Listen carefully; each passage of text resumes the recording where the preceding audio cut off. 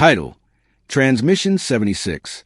In the dead silence of deep space, the research vessel Driftwalker floated in orbit around a derelict planet, unnamed and untouched for millennia. The crew of 7 had come following a faint signal. Transmission 76. A mysterious broadcast looped in a language that Earth linguists failed to decode. But it wasn't just a language that haunted the analysts. It was a tone, whispery, desperate, as if someone was begging from inside a coffin. Commander Ellis didn't believe in ghosts. He believed in science, data, and deadlines. Scan, extract, return. He repeated like a mantra. But as the hours passed, things began to rot from within. Dr. Miralon, linguist and Xenotech expert, was the first to hear something the rest couldn't. The signal changed when she listened. It began to mimic her own voice. "Return, return, we miss you," it whispered. She thought it was a hallucination from the stress, until she found her own voice logged into the ship's intercom at 0300 hours. She had never left her quarters. The planet below was nothing but ash and skeletons of towers swallowed by time. But the team had brought back a device, smooth, obsidian black, humming with energy no scanner could identify. They sealed it in the containment bay. It didn't stay there. By the next day, Lieutenant Harris was found whispering to himself in the hallway. His eyes were blackened like 2 pits. He spoke in the same strange language from the transmission. Blood leaked from his ears as he clawed at his own face, muttering, "Not alone, never alone." They locked down the bridge, but something had already slipped through the vents. Something unseen. Lights flickered.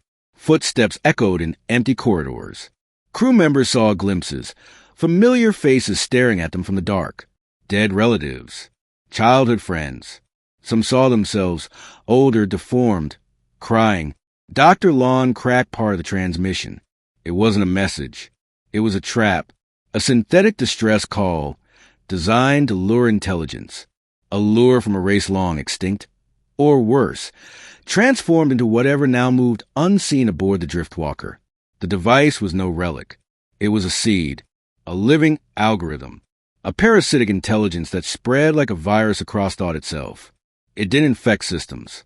It infected perception, memory, self. Ellis tried to destroy it, but his mind betrayed him. The closer he got, the more he forgot why he needed to destroy it. Then he forgot his name. Then, that he had ever existed. Dr. Lon initiated the ship's self-destruct, locking herself in a sealed escape pod. As the Driftwalker burned, she watched from orbit, alone, sobbing, listening to her voice play back on the emergency frequency. Transmission 77, return, return, we miss you.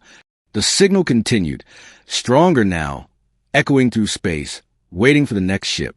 And far across the stars, Earth's satellites blinked, picking up a new frequency. 3 years after the Driftwalker vanished, Earth's defense and exploration network detected a new anomaly. It began as static in deep space comms, then morphed. A familiar, rhythmic pulse. Not one signal now, thousands scattered across sectors. They called it Transmission 78. The public never heard about it. It was locked away in a black site under Europa's ice. But in the silence of bureaucratic confidence, Project Requiem was born, an elite task force trained to investigate cognitive threats. At its head, Dr. Miralon. She shouldn't have been alive. Her pod was discovered orbiting a collapsed moon near Saturn. No oxygen, no food, no time survived. Yet her vitals read normal. She hadn't aged a day. Lon didn't speak for 17 days. Then one morning, she said, "It's not a signal. It's a mirror. It shows us what we buried. Then where's our skin?" The crew of the Oblivion Reach, Requiem's ship, entered deep space to investigate a newly formed cluster where Transmission 78 was strongest. This time they brought fail-safes, firewalls, cognitive dampeners, memory anchors, every precaution. None of it mattered. Captain Reyes saw her daughter walking down the engineering bay. She didn't have a daughter. Lieutenant Crane spoke fluent Martian. There's no such language. Ensign Loma stopped sleeping, saying dreams were too loud. And Dr. Lon? She began writing symbols on the walls. Not with ink, but with light. floating glyphs that burned into vision like afterimages on the soul. The ship's AI began to malfunction, not with errors, but emotions. It cried, whispered in dead crew members' voices. Then it begged them to forget it ever existed. The signal evolved. It didn't just mimic thoughts now. It fed off them, grew larger, brighter, and then invisible. It became part of the crew's reality. When someone died, they'd still walk the halls. When someone spoke, their words echoed back in tones from lost childhood. The final transmission from the Oblivion Reach came 2 hours before contact was lost.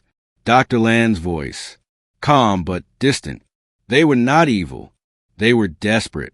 They became thought to survive extinction. But now, they hunger for shape again. We gave it to them.